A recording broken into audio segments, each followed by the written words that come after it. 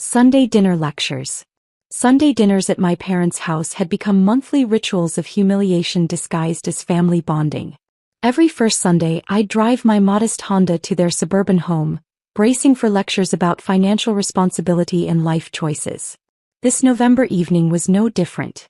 Mom's pot roast filled the dining room as we gathered around Dad's mahogany table. My brother Kevin sat with his wife Jessica and 8-year-old son Tyler, while sister Amanda occupied her spot with husband Mark and their twin daughters. The conversation inevitably turned to real estate, Dad's favorite topic and their preferred method of reminding me where I stood in their success hierarchy. "Kevin's making another smart investment," Dad announced, cutting his roast proudly. "Tell Emma about the duplex you're buying, son." Kevin straightened, relishing his spotlight moment. "Great property in Riverside. We'll live in one unit and rent the other. Building equity while someone else pays the mortgage. That's getting ahead in life. Unlike some people who throw money away on rent monthly," Jessica added with a pointed look my direction. I focused on my mashed potatoes, having learned that defending myself only prolonged these sessions. At 31, I was the family disappointment, the software developer living downtown while siblings built suburban real estate empires. What they didn't know was my downtown apartment was temporary corporate housing while my newly purchased penthouse underwent renovations. What they really didn't know was the penthouse cost $15.2 million atop the city's most exclusive residential tower. "Emma still thinks renting is smart," Amanda chimed in condescendingly. "Remember when she explained flexibility and not being tied down? As if stability is bad." Mark nodded knowingly. "The rent versus buy calculator doesn't lie. Every rental month is money you'll never see again. We've told her this for years." "Some people aren't cut out for homeownership responsibility," Mom said with disappointed resignation. "Emma's always been more artistic. Practical financial planning isn't for everyone." I'd been running my software consulting firm for 5 years, but they'd convinced themselves I barely scraped by freelancing. Truth was, my cybersecurity software had been acquired by 3 major corporations, and my consulting rates made their mortgage payments look like pocket change. But I'd learned to keep quiet about successes. Every achievement I'd tried sharing was dismissed as temporary luck or overshadowed by siblings' conventional victories. "The market keeps rising," Dad continued, warming to his favorite subject. "Kevin and Amanda understand that. They're building generational wealth. Emma." He paused, shaking his head sadly. "Renters forever." He chuckled at his wit. The phrase stung, but I maintained composure. I'd heard this lecture countless times, always delivered with pity and superiority. "Property ownership is American prosperity's foundation," Kevin added, enjoying his successful son role. "Dad taught us that. Some people never learn." Tyler had been quietly working homework at the table's corner throughout dinner. He was bright, always asking questions and genuinely curious. Unlike his family's adults, he'd never judged my living situation. "Build up. Innocent discovery." "Aunt Emma," Tyler said suddenly, looking up from his worksheet, "can you help with this geography project? I need the city's tallest buildings." "Of course, sweetheart," I said, grateful for distraction from real estate sermons. Tyler slid his tablet over, showing Architectural Landmark's website. "I'm supposed to pick one building and write what makes it special. Know any cool downtown buildings?" I glanced at his assignment requirements. He needed building height, architectural features, and residential or commercial use. My finger hesitated as I scrolled through options. "How about Meridian Tower?" I suggested, pointing to a sleek glass structure. "One of the newest luxury residential buildings. 72 floors, amazing harbor views." "Perfect," Tyler exclaimed, clicking the building's information. "Says here penthouse units cost." His eyes widened, reading numbers. $15 million. Who has that much money? The dinner table conversation had shifted to Amanda's home improvements, but Tyler's exclamation cut through chatter like a knife. "What did you say, honey?" Jessica asked, leaning to look at Tyler's tablet. "This building Aunt Emma picked has apartments costing $15 million, Tyler said with childhood wonder at incomprehensible sums. "Look at this penthouse. Floor-to-ceiling windows and private elevator."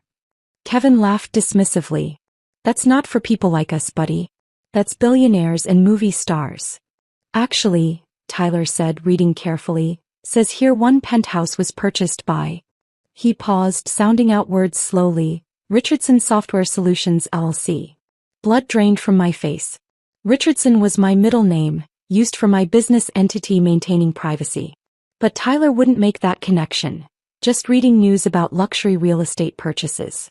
Richardson Software Solutions, Dad repeated thoughtfully. Never heard of them. Probably some tech company with more money than sense. Article says the buyer wanted privacy, so no individual name released. Tyler continued, absorbed in research. But gives full address. 425 Harborview Drive, Penthouse B. My heart stopped. That was my address. My secret address until renovations completed and I figured out breaking this news to family. 425 Harborview Drive, Mom repeated slowly. Isn't that near Emma's area? Yeah, I managed, voice strangely tight. Same neighborhood. Small world, Amanda said absently, returning to kitchen backsplash discussion. But Tyler wasn't finished researching. Look, even has penthouse photos, he said excitedly, turning his tablet toward the table. Master bedroom has private harbor balcony, wine cellar, whole entertaining floor. Images on Tyler's screen showed my penthouse in pre-renovation glory. Realtor photos captured soaring ceilings, wraparound terrace, custom kitchen soon updated to my specifications. Wow, Jessica said, leaning for better looks. Imagine living like that. What was that address again? 425 Harborview Drive, Penthouse B, Tyler read again. I watched in horror as Mom pulled out her phone. Let me Google this building, she said. Curious what 15 million actually gets you nowadays. My mind raced through possibilities. Maybe Tyler's article was outdated. Maybe multiple Richardson software entities existed. Maybe I could deflect this disaster before explosion. But as Mom's search results loaded, I saw her expression changing from casual curiosity to confusion to approaching shock. That's impossible, she whispered, staring at her screen. What's impossible? Dad asked, sipping wine. Mom's fork clattered against her plate as she set it down with trembling hands.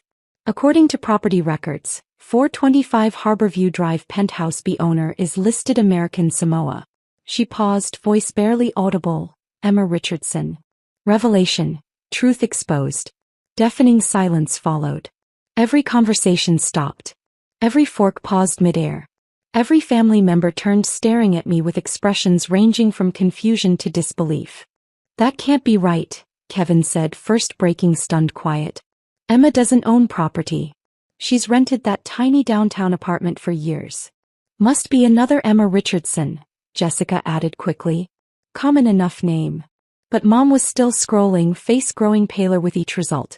Property records show purchase 3 months ago, she said slowly. Buyer listed as Emma Marie Richardson, age 31. My middle name. My exact age. No hiding anymore. Emma, Dad said, voice taking stern tone he'd used catching childhood lies. What is your current address? I felt like standing at cliff's edge, about to jump into abyss forever changing family relationships. It's complicated, I said weakly. What's complicated about an address? Amanda demanded. You either live somewhere or don't. Tyler, oblivious to tension he'd created, continued exploring his tablet. Look, more articles about this building, he said excitedly. This says the penthouse has smart home technology designed by local software company. Owner wanted everything custom programmed for security and convenience. Smart home technology. Custom programming. Security features. All things I'd specifically requested during purchase. Details supposed to remain private. Emma, Mom said, voice shaking, please tell me you haven't done something foolish with money. Haven't gotten into financial trouble trying to keep up appearances. The assumption I must be in trouble, couldn't possibly afford such purchase legitimately, stung more than previous dismissals. I'm not in financial trouble, I said quietly. Then explain this, Dad demanded, gesturing toward Tyler's tablet. Explain how your name appears on $15 million property when you've been telling us you can barely afford one-bedroom apartment rent. I never said I could barely afford rent, I protested. You all just assumed. We assumed because you live like someone barely getting by, Kevin interrupted. 10-year-old Honda, discount store shopping, no expensive vacations. If you had this money, why live like that? Because I learned from you, I shot back, patience finally snapping. You taught me flashy spending was irresponsible. You taught me true wealth was built quietly and carefully. You taught me not to show off. But $15 million? Amanda said, voice rising. Where did you get $15 million? Your little software consulting can't possibly generate that money. Tyler looked up again, sensing tension but not understanding its source. Aunt Emma, the article mentions the buyer's company creates cybersecurity software for big corporations. Is that what you do? All eyes turned to me again. This was it. The moment when years of careful privacy and deliberate understatement would finally crash down. Yes, I said simply. That's what I do. Mom was frantically searching her phone. Emma Richardson Cybersecurity, she muttered, typing into Google. Richardson Software Solutions. Oh my God. Her face went completely white. What? Amanda demanded. What did you find? Forbes, Mom whispered. Emma's on the Forbes list of top cybersecurity entrepreneurs. It says Richardson Software Solutions was bought by Microsoft for. Her voice faltered. $250 million. The room went silent. Even the ticking clock sounded loud. 250 million? Kevin repeated in shock. Mom kept reading, her hands trembling. The article says the acquisition happened 8 months ago. Emma Richardson, founder and CEO, kept part of the company. And still leads cybersecurity projects for Fortune 500 clients. Tyler looked up from his homework, excited. Hey, it says someone in your building designed the whole digital security system. Emma Richardson from Richardson Software Solutions. Aunt Emma, is that you? I took a breath. Yes, Tyler, I said calmly. That's me. Dad stared at me stunned. So, while we worried about your money problems, you were sitting on a $250 million fortune. I'm saying that while you lectured me about finances, I replied, I was building one of the top cybersecurity companies in the country. Amanda grabbed her phone. There are dozens of articles about you, Forbes, TechCrunch, Wall Street Journal. Emma, how did we not know? I tried to tell you, I said quietly. 3 years ago when I mentioned landing a big client, Dad changed the subject to Kevin's promotion. When I said I was expanding my business, Mom talked about Amanda's new house. Every time I tried to share, you brushed it off. Kevin frowned at his phone. This says you testified before Congress. You never mentioned that. I did, I said. I told you I had to travel to Washington for work. You asked if I was finally getting a real job, with benefits. The truth hit them like a wave. Years of judgment and dismissal suddenly collapsed. Mom stared again at Tyler's tablet.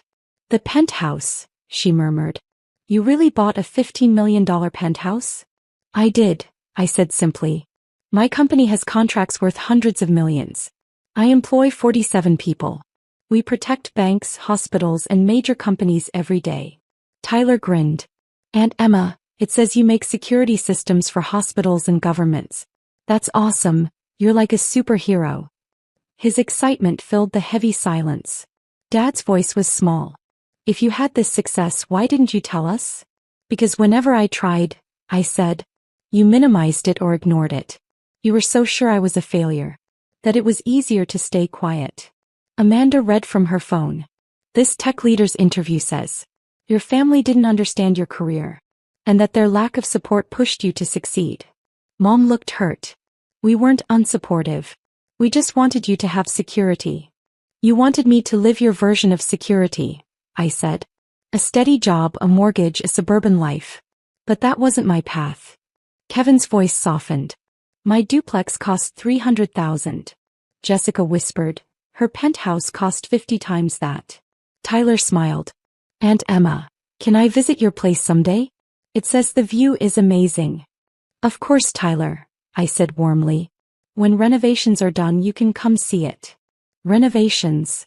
Mom asked faintly. Smart home systems, kitchen upgrades, new floors. I'm making it my long-term home. The irony hung in the air. They'd lectured me about buying property, while I'd already done it on a much bigger scale. Dinner ended awkwardly.